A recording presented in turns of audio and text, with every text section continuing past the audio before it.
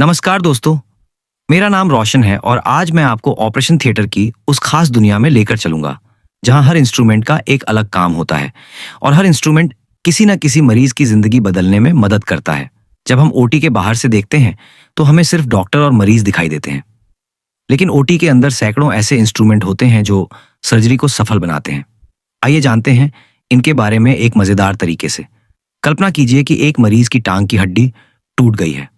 मरीज दर्द से परेशान है और उसे ऑपरेशन की जरूरत है। जैसे ही मरीज ओटी में आता है, डॉक्टर और पूरी टीम तैयार हो जाती है।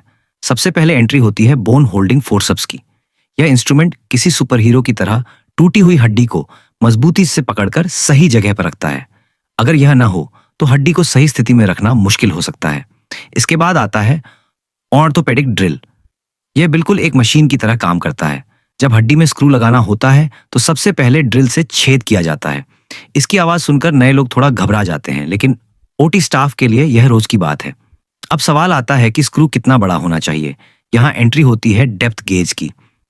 यह इंस्ट्रूमेंट हड्डी की गहराई मापता है और बताता है कि कौन सा स्क्रू सही रहेगा। इसके बाद आता है टैप।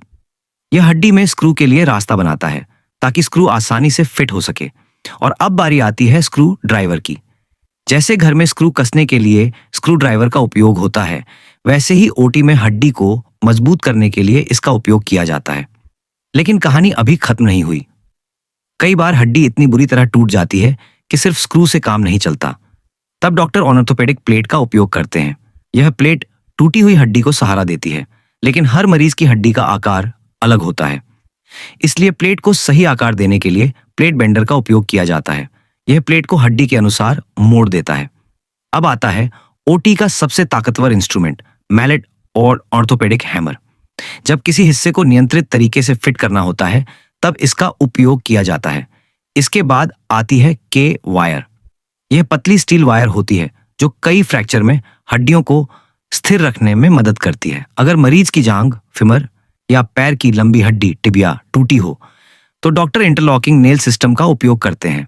यह तकनीक मरीज को जल्दी चलने फिरने में मदद कर सकती है। दोस्तों, ओटी में सिर्फ इंस्ट्रूमेंट ही नहीं बल्कि एक पूरी टीम काम करती है। Doctor, OT nurse, technician, anaesthetist और वार्ड स्टाफ सभी मिलकर एक मरीज को नई जिंदगी देने का प्रयास करते हैं। जब ऑपरेशन सफल होता है और वही मरीज कुछ दिनों बाद अपने पैरों पर चलकर अस्पताल से बाहर जाता है, तब ओटी में काम करने वाले हर व्यक्ति को गर्व महसूस होता है।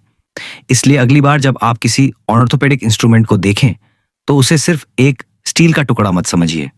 वह किसी की टूटी हुई हड्डी को जोड़ने, किसी का दर्द कम करने और किसी को फिर से चलने लायक बनाने का माध्यम है।